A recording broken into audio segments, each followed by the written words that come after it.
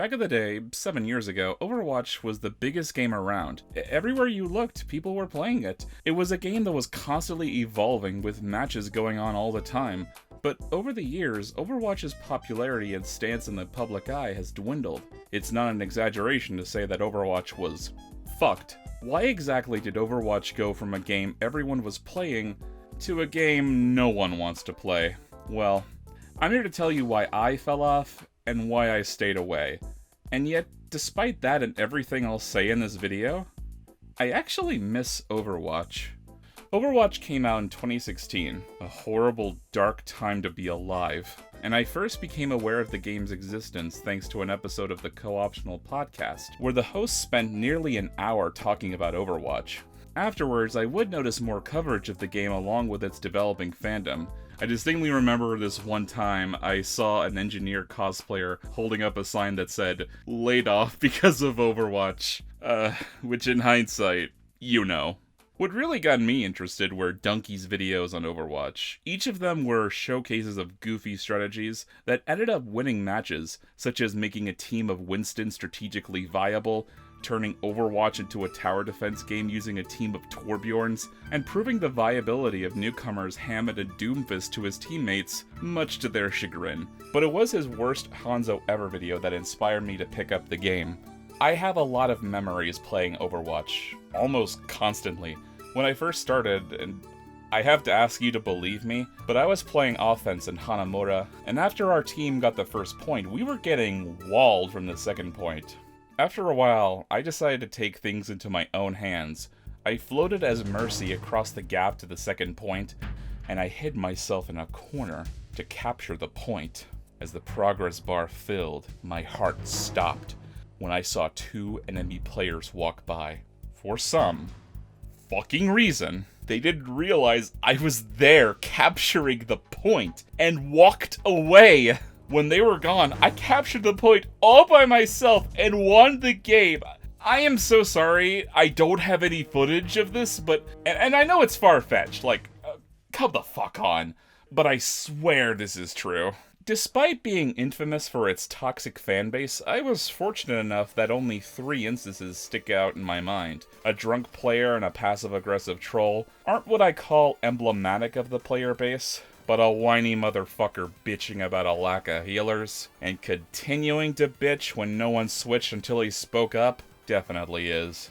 The positive encounters with other players vastly outnumber the negatives. My very favorite experiences were enjoying playing with a group of randoms and grouping up with them after a match. The nights they happened, those game sessions would last long into the night. The character I picked first was Bastion, but I swapped him out for Reaper and Diva, and sometimes Soldier 76 and Mei. I enjoyed Reaper's high damage, his ability to heal himself, and his more stealthier abilities. He felt more unique compared to other offensive heroes, besides Tracer. That and I prefer shotguns over assault rifles in video games. Diva was my second most played hero. Despite her gun's low damage, she was good at layering damage for others to finish the job. I don't have amazing stories of blowing up entire teams with the Diva Bomb or the Reaper ult. Because of that, I call myself an above-average damage dealer. Sure, there were times where I got kill streaks as high as the 40s, but those were exceptions to the norm. But my most played character was Mercy. She was really easy to use and had good utility. Like, it doesn't take a brain surgeon to be a great Mercy player, but I felt like I was among the better Mercy players. During one game session with some folks who added me, this girl was muted the whole time, yet every time she asked for a heal, I instinctively obliged. In contrast to how many people play her, I was never interested in being someone's pocket healer. I never paired with someone and followed them around. I preferred to stay amongst the group and keep everyone topped up with health. In a way, I was essentially playing like a less efficient Lucio. I made it work. But if you're a fellow Mercy main, you probably know where this video's heading. In September of 2017, Mercy was reworked so that her resurrections were a regular ability with a long cooldown, and her ultimate, I frankly still don't understand. It only buffs her abilities and makes her cooldown shorter. It was so fucking lame. I hated it. It turned a character who could turn the tide in battle into a neutered version of herself. Single-handedly, this ruined my interest in Overwatch. No joke, I haven't touched the game since 2017 because of how they changed Mercy. Afterwards, I enjoyed Overwatch vicariously. I still watch the animated shorts Blizzard produced with Reinhardt and Sombra being my favorites, and I enjoyed fan art and memes made by the community. With the exception of Donkey's videos and Skybear streaming the game occasionally, I never sought out any Overwatch creator. But recently, after rewatching Donkey's Overwatch videos over and over, I felt the urge to pick the game up again and get back in. Maybe learn a new character. In short, I miss Overwatch. And unfortunately, that game doesn't exist anymore. It comes with the territory of online games existing as long as their support lasts. I've heard stories that Black Ops 2 is, or was, rife with hackers, and that's a game with servers still on. Who knows how many multiplayer games are unplayable thanks to dead servers. But Overwatch is a special case where, because of how many changes Blizzard made to Overwatch, it's not unfeasible to pick the game up after several years, and it feels like a completely different game, for good and for worse. And that's not even getting to the sequel. Speaking of, you're probably thinking, Salsa Seth! Overwatch isn't dead! Overwatch has an active player base and receives frequent updates! It's free to play! That game ain't the Overwatch I played. That game is an amalgamation of all the live service bullshit strangling video games today. Overwatch 2 was half Blizzard's attempt to obfuscate its 40th controversy that week, which ironically added infinity more controversies, and half an attempt to reclaim its title as the top-played multiplayer game that had lost to Fortnite. It must have been disheartening after steamrolling literally every other multiplayer shooter that attempted to capture its success. Overwatch found itself overshadowed by Fortnite. The only way to win is to not charge your customers to get in. So Overwatch 2 went free to play, and promised to focus on PvE and co-op modes, and then broke their promise by canceling the PvE game modes.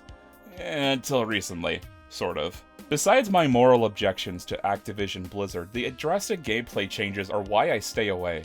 The biggest change was limiting one tank to a team. This doesn't sound terrible, but it has a stranglehold on team variety. Multiple tanks are a viable strategy. Their massive health pools were balanced by low damage output and huge hitboxes. High DPS characters could shred their health if they didn't have a healer, and not every tank served the same purpose. Roadhog had a huge health pool that could heal himself, but his hook and short-range shotgun oriented him around getting kills. Winston has low damage, but his shield was good for support if you were capturing or defending a point. Reinhardt's shield was good for most situations, and Azaria and the right hands could be a menace with her lightsaber. Having only one tank limits your team building, encouraging players to strictly have 2 attack heroes and 2 healers. Determining the structure of player teams goes against Overwatch's design, which is centered around picking counters to your opposition.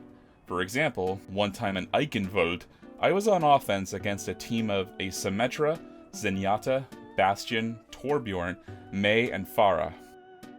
Absolute cancer.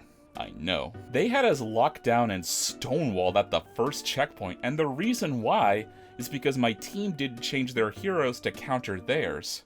A McCree would have shot down the Pharah harassing us in the sky, and a Sombra could have hacked the Bastion or Torbjorn, and the rest could have been cleaned up with a Diva Bomb. My point is, with this example, the more fluid your team is for matches, the more variety there is in gameplay. The main problem with how the developers balanced Overwatch was how it was designed and how it was played. Assault-fueled yin-yang Ouroboros. Players played how they wanted to play, but if that wasn't what the game designers intended, they changed the characters to better suit their vision. Take Mercy, for example. Developers wanted players to take an active role in the team, and didn't want them to wait in corners with a full res, so they're constantly nerfing her resurrections to encourage players to orient themselves around healing, when they should realize that resurrections are what make Mercy stand out. Instead of pulling back her necromancy, Blizzard should have gone all in and made that what her character was centered around. In my opinion, it's how Mercy stood out. Ana, Zenyatta, and Lucio are more interesting and dynamic support characters that are capable of providing better offense than Mercy, along with a passive or active support. Mercy couldn't give buffs or heals to more than one character, but she could resurrect a whole team. Instead of nerfing how her res works, You change how her res charges so that it encourages players to heal and buff in the way Blizzard wants. Different loadouts would have made characters more interesting. Widowmaker was never a character I wanted to play. She only had a decent sniper rifle and her ultimate was lacking. But if you could equip Widow with different abilities or ults, she could perform better. Something like 76's auto-aim, or maybe dropping a fuckload of poison like that bomb she had. Or, if you want to go crazy, give her an ultimate akin to Perfect Dark's Farside XR20, where she has one shot that can fire through walls. Widowmaker is one character, but changing a character's loadout and giving them different abilities brings new variety to the game. Here's another big problem with how Overwatch has been handled. Fucking competitive! I may sound like the biggest casual in the world, but I'm serious when I say that focusing on competitive has crippled this game. I want to say that competitives have a place in fighting games, MOBAs, and shooters for a reason. Hardcore players want to put their skills to the test against other hardcore players. For fighting games like Guilty Gear or Street Fighter, their mechanics should be maintained for the sake of competitive modes, because competitive players are the ones who will notice and take advantage of the mechanics. On the flip side, I believe Overwatch should have been maintained so that casual players are catered towards over-competitive players, for several reasons. For starters, there were 24 maps in the original Overwatch and 36 in Overwatch 2, and across both games there's 36 characters. For that many maps, with that many characters, balancing everyone so that it was all an even playing field is a fool's dream. League of Legends has over 136 characters, and only 4 maps, if you want to be technical. League attempts to balance all those characters for the most popular map, Summoner's Rift. It would be impossible to add more maps because Riot would have to consider how the over 100 characters would play. And frankly, there's not enough manpower to do that. And because Activision Blizzard wants to make Overwatch an esport, they dedicate all of their balancing to the competitive community's benefit, meaning that what is fun to play casually is nerfed because it disrupts the bullshit competitive meta. I am aware that a good chunk of the player base was playing competitive, but I think that's a result of Blizzard pushing the game mode along with incentives for playing well. It's hard to imagine with how much of a sweatfest Overwatch has become, but the majority of characters and objectives are made as basic as possible for most players to understand, because Overwatch was designed to be played by a mostly casual audience. Admittingly, it's likely Blizzard catered so fiercely to the competitive scene because they were the most active and loyal players, especially after Fortnite came out and everyone default danced till the sun came down. This was to Overwatch's detriment. After killing shooters like Battleborn and Lawbreakers, Overwatch had the rug pulled under itself by Fortnite. From then on, the developer sought to take its place once more by chasing tooth and nail every trend in multiplayer games until it morphed into an amalgamation of everything wrong with video games. And that isn't gonna change anytime soon. In the state Blizzard is in with its infinitely generating controversies, the heads of Activision pulling the strings behind the scenes, and its status as a live service game rather than a simple multiplayer shooter, Overwatch is not the game I played and fell in love with. Could it all change? It's possible, but highly unlikely. It would take some ballsy developers to strip away all the bullshit and then go on to fix so many of the problems the original Overwatch had. Frankly, I can't see any higher-ups greenlighting that, unless it was a Hail Mary maneuver. I guess I want to close this video out by saying, I miss the game I played in 2017 because that game doesn't exist anymore. Watching Donkey wipe out teams with Hanzo make me want to try and learn Hanzo, but I can't. I'm not interested in playing Overwatch 2. It's developed to obfuscate controversy and restore Blizzard's good name. It's not something I want to spend the time of day on. This is not the legacy Overwatch should have, nor is it the one it deserves. Throughout this video, I have been very critical of the direction Overwatch took, which led me to stop playing. Some of you may have watched this video as a form of Schadenfreudian retribution, and believe me, I'm with you. Fuck Overwatch! Say it loud, say it proud! Fuck Blizzard, fuck Activision, fuck Microsoft, fuck Bobby Kotick, fuck Bill Gates, fuck Greg Abbott, fuck Matt Walsh! Who the hell is he? Lock that bitch in prison! I'm sorry, that got away from me. But say it loud and say it proud. Anyway, remember that this was a video game that so many people enjoyed. Overwatch was a lot of folks' first multiplayer shooter. I couldn't tell you how many people on Tumblr started the game despite being nervous about playing a shooter. I consider that an incredible accomplishment. Unironically, exposing countless gamers to a genre they might not have considered playing just might be Overwatch's crowning achievement. The fandom surrounding the game is one most media would be envious for. While the story was inconsistent and unclear for a very long time, it hardly mattered for the amount of love people have for the characters of Overwatch. Zenyatta could have been someone's favorite character, and they wouldn't have ever played him once. The characters existed beyond their mechanics. Even now, there is still a love for those characters. I wouldn't have made this video if the love people had wasn't infectious. Not just that, it's also the memories I have for those fun moments that inspire my wistfulness. But putting everything aside, here's the tragedy. We can't play a good game anymore. We can't relive our memories. Only watch a harpooned leviathan beach itself as those memories fade away. It's hard to say how long Overwatch 2 will last given the pending lawsuits against Activision Blizzard, a dwindling fanbase, and further derision from the online community. I know a game that still has 24 million players is nowhere near dead, but considering that 18 million dropped as soon as Overwatch 2 released, I wouldn't be surprised if we see Overwatch lasting for only a few more years.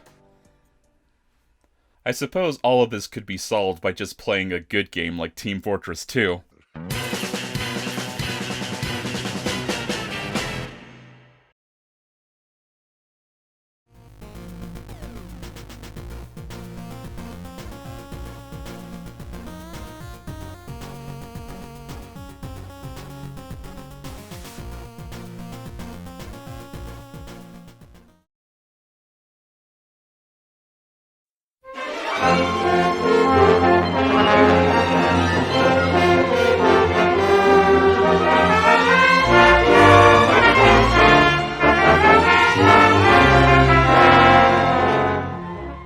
You are dead! Not a big surprise.